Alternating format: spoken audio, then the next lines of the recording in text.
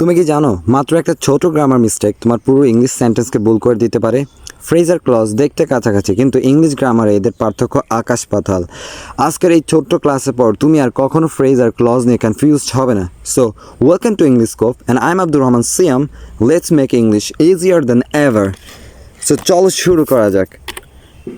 আমরা প্রথমে দেখতে পাচ্ছি যে হোয়াট ইজ আ ফ্রেজ, তার মানে ফ্রেজ মানে কি। ফ্রেজ মানে কি আসলে চলো জেনে নেই। ফ্রেজ মানে হলো, তোমরা যদি এখানে একটু লক্ষ্য করো, এ phrase is a group of words that work together as a unit but doesn't have both A subject and a verb. তার মানে ফ্রেজ হলো কয়েকটি শব্দের একটি দল যেগুলো একসাথে কাজ করে, কিন্তু এতে সাবজেক্ট এবং ভার্ব একসাথে থাকে না। মনে রাখবে, এতে সাবজেক্ট এবং ভার্ব একসাথে থাকে না। এই যে দেখো, নো সাবজেক্ট প্লাস ভার্বের, তার মানে সাবজেক্ট এবং ভার্ব একসাথে থাকে না। যদি কয়েকটা উদাহরণ দেখো, যেমন ইন দ্য মর্নিং, এখানে কি সাবজেক্ট এবং ভার্ব একসাথে আছে? না। তারপর দ্য বিগ ব্লু কার, এখানেও সাবজেক্ট এবং ভার্ব একসাথে নেই। রানিং ফাস্ট, এখানেও সাবজেক্ট এবং ভার্ব একসাথে নেই। তার মানে এগুলো একটা কি বলতো, ফ্রেজ। মনে রাখবে, ফ্রেজে সাবজেক্ট এবং ভার্ব একসাথে থাকে না। এরপরে আমরা যেটা দেখতে পাচ্ছি, হোয়াট ইজ আ ক্লজ, তার মানে ক্লজ মানে কি। ক্লজ হচ্ছে সাবজেক্ট প্লাস ভার্ব এর গল্প। কথা বুঝতে পারছো? So a clause is a group of words that must have both a subject and a verb. মিনিংটা হচ্ছে, ক্লজ হলো কিছু শব্দের সমষ্টি যেগুলো অবশ্যই একটি সাবজেক্ট এবং একটি ভার্ব থাকতে হবে। তার মানে এখানে অবশ্যই একটি সাবজেক্ট এবং একটি ভার্ব থাকবে।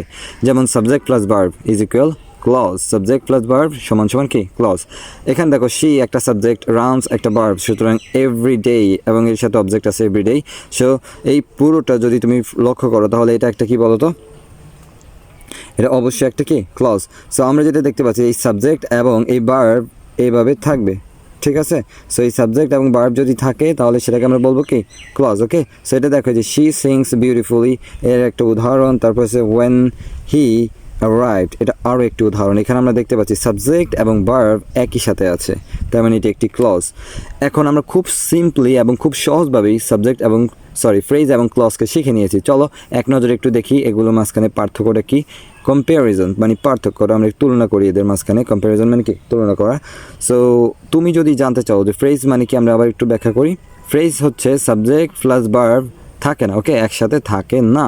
কিন্তু এখানে যদি দেখো, তাহলে সাবজেক্ট আর ভার্ব কি থাকে। কথা বুঝতে পারছো? এখানে সাবজেক্ট প্লাস ভার্ব থাকে না, বাট এখানে সাবজেক্ট প্লাস ভার্ব থাকে। এরপর দেখো, এটা হচ্ছে can not stand alone as a sentence. এর অর্থ হচ্ছে একা পূর্ণ বাক্য হতে পারে না। তার মানে এটা একা পূর্ণ বাক্য হতে পারে না। কিন্তু এখানে can B A complete sentence, এটা পূর্ণ বাক্য হতে পারে। তার মানে এটা বুঝতে পারলাম, এটা একা পূর্ণ বাক্য হতে পারে না, কিন্তু এটা একা পূর্ণ বাক্য হতে পারে। এরপরে দেখো, acts as noun adjective adverb, তার মানে নাউন অ্যাডজেক্টিভ অ্যাডভার্ব হিসেবে কাজ করে।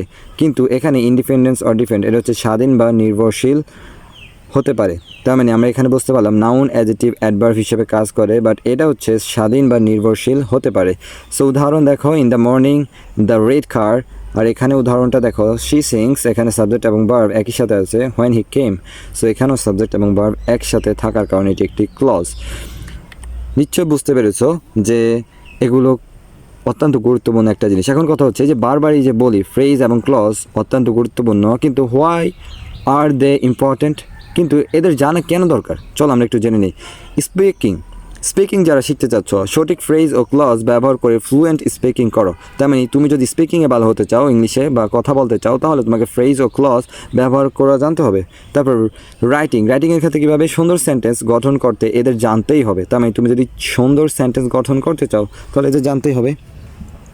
এরপর দেখো, গ্রামারের ক্ষেত্রে এটার গুরুত্ব অনেক। গ্রামার এর মূল ভিত্তি হলো ফ্রেজ ও ক্লজ, বুঝতে পেরেছো?